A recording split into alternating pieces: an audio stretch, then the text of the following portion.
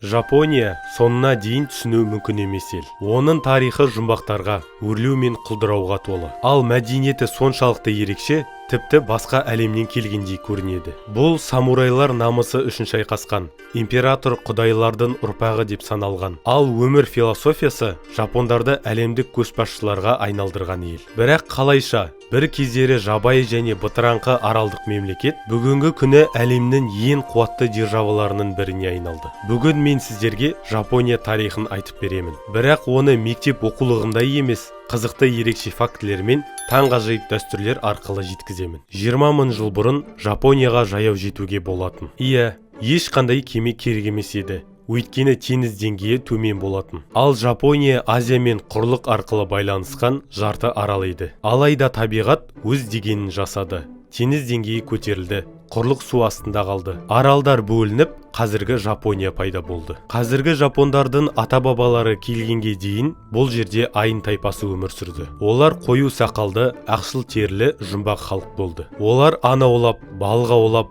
рухтарға сеніп, өркениетке ұмтылмады. Бірақ біздің заманымызға дейінгі 3-4 ғасырларда аралдарға жаңа қоныстанушылар келді. Қазіргі жапондардың ата-бабалары. Олармен бірге күріш, металл және болашақ ұлы өркениеттің алғашқы іргетасы келді. Біздің дәуіріміздің 3 ғасырына қарай Жапонияда 100 деген шағын мемлекеттер өмір сүрді. Олар үнемі бір-бірімен соғысты. Бірақ олардың ішіндегі ең айлакері Ямато атты мемлекет болды. Осы клан өзге аумақтарды біріктіріп, бүгінгі Жапон монархиясының негізін қалады. Тарихшылар дауласады. Бірақ жапондар сенімді. Біздің заманымызға дейінгі 660 жылы тақты алғашқы император Дзиму иеленді. Ол күн құдайы Аматерасудың ұрпағы болған. Ол жартылай құдай, жартылай адам еді. Жапон дәстүріне күмәндануға кімнің батылы барады. Осылайша 2500 жылдан астам уақыт үздіксіз жалғасып келе жатқан Жапон императорлық әулеті басталды. Бұл әлемдегі ең көне билік әулеті. 6 ғасырда Жапонияға Қытай мен Корея арқылы буддизм келді. Онымен бірге жазу және алғашқы заңдарда пайда болды. Алайда буддизм жапондардың дәстүрлі діні синтоизммен қақтығысты. Себебі синтоизм бойынша император құдай, ал буддизм бойынша барлық адамдар тең. Бұл қарама-қайшылық бірнеше ғасырлар бойы жалғасты. Бірақ жапондар компромисс тапты. Олар екі дінді бірдей ұстана бастады. 8 ғасырда Жапония мемлекет ретінде нығая бастады. 701 жылы қабылданған Тайхайрё заңы елдің алғашқы ресми заңдар жинағы болды. Бұл заңдар Қытайдың Тан династиясының заң жүйесіне негізделді. Бірақ жапондық ерекшеліктер сақталды. Тайхайрё заңы бойынша император мемлекеттің басты билеушісі деп жарияланды. Барлық жер мемлекеттің меншігі деп саналды. Жалпыға ортақ салық жүйесі енгізілді. Әскери қызметкерлер мен шенеуліктердің міндеттері айқындалды. Бұл заңдар императорлық басқару жүйесін нығайтты. Алайда уақыт өте келе, нақты билік императорлардың емес, мықты әулеттердің қолына өтті. 9-10 ғасырларда ең ықпалдысы Фудзивара әулеті болды. 12 ғасырда Жапония үздіксіз соғыстар алаңына айналды. Феодалдар өздерінің жеке армияларын құрды, ал ең мықты жауынгерлер самурайлар қатарына кірді. 1192 жылы билікке алғашқы сигун Минамото но Еритомо келді. Осылайша елде қос билік орнады.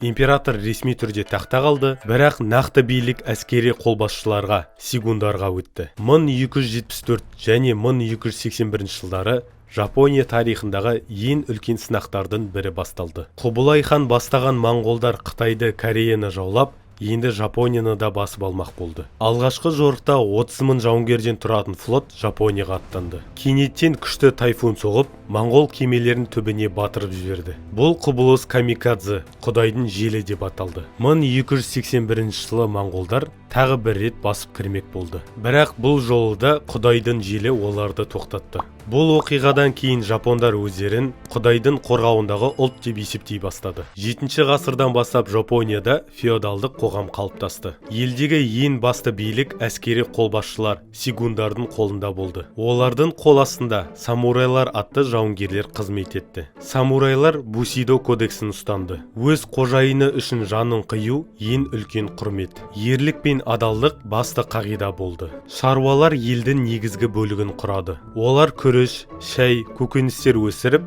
жер иелеріне салық төледі. Қол өнершілер қару-жарақ, керамика, киім тігіп, қалаларда тұрды. Саудагерлер азық-түлік, тауар айырбастап, теңіз арқылы басқа елдермен байланыс жасады. Жапондар буддизм мен синтоизмді қатар ұстанды. Синтоизм табиғат күштеріне, рухтарға табыну. Буддизм өмірдің мәні мен қайта туылу туралы ілім. Бұл екі дін жапондардың өмір сүру салтына қатты әсер етті. 1543 жылы португалдық теңізшілер Жапонияға кездейсоқ келді. Олар оңтүстік Кюсюдегі Тенагасима аралына тоқтады. Жапондар алғаш рет оқпен атылатын қаруларды көрді. Жапон феодалдары еуропалықтардан қару сатып алып, өздері де өндірісін бастады. Самурайлардың дәстүрлі садақтары мен қылыштары енді қарумен алмастырыла бастады. Осы өзгерістер Жапониядағы соғыстардың тактикасына үлкен әсер етті. Еуропалықтармен бірге миссионерлер де келді. Франциск Ксавие бастаған миссионерлер христиандықты тарата бастады. Кейбір самурайлар мен феодалдар христиан дінін қабылдады,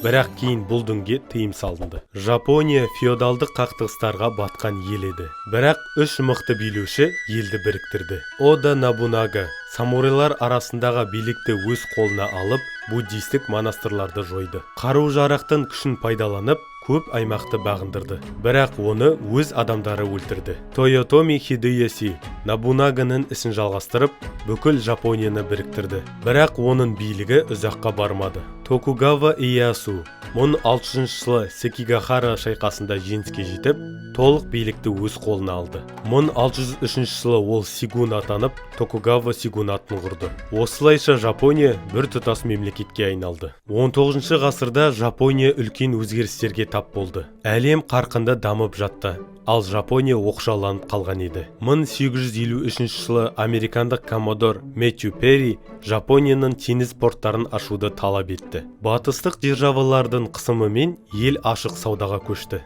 Бұл ішкі қақтығыстарды тудырды. Бір тарап жаңару қажет есе, екіншісі дәстүрлерді сақтауды жақтады. Нәтижесінде 1868 жылы Мэйдзи реставрациясы орын алды. Жас император Муцухито билікті қайтадан өз қолына алды. Ал Токугава сигунаты жойылды. Жапония батыс үлгісімен реформаларды тез қабылдады. Феодалдық жүйе жойылды. Міндетті білім беру енгізілді. Самурайлардың артықшылықтары алынып тасталды. 19 ғасырдың соңында Жапония қуатты әскери өнеркәсіптік державаға айналды. 1895 жылы Қытаймен соғыста жеңіске жетіп, Тайваньды алды. 1904-1905 жылдары Ресеймен соғысып жеңіске жетті. Бұл Азияның бірінші рет еуропалық мемлекетті жеңуі еді. 1910 жылы Кореяны аннексиялады. Бірінші дүниежүзілік соғыста Антанта жағында соғысып, Тынық мұхитындағы Германия колонияларын басып алды. 1931 жылы Жапония Қытайдың Манчжурия аймағын басып алды. 1941 жылы Пёрл-Харборға шабуыл жасап, ақш-ты соғысқа тартты. Соғыс басталғанда жеңіске жетті, бірақ кейіннен жеңіліске ұшырады. 1945 жылы ақш Хиросима мен Нагасакиге атом бомбаларын тастады. Император Хирохито капитуляция жариялады. Жапония жаңа демократиялық мемлекетке айналды. Император биліктен айырылды, тек символ ретінде қалды. Жапонияға соғыс жүргізуге тыйым салынды. Тек өзін өзі қорғауға ғана рұқсат берілді. Ел экономикалық дамуға бағыт алды. Соғыстан кейін Жапония экономикалық реформалар жүргізіп, әлемдегі ең мықты экономикалардың біріне айналды. 1950-1980 жылдары Жапония әлемдегі екінші экономикаға айналды. Toyota, Sony сияқты брендтер дүние жүзіне танымал болды. Бүгінде Жапония технологиялық даму мен дәстүрлердің үйлескен мемлекеті. Жапония тарихы бұл даму мен өзгерістер жолы. Жапондар ежелгі дәуірден бастап бүгінге дейін өз дәстүрлері мен мәдениетін сақтай отырып, әлемнің көшбасшыларының біріне айналды. Жапония тарихы туралы не ойлайсыз? Пікірде жазыңыз. Және арнаға жазылуды ұмытпаңыз.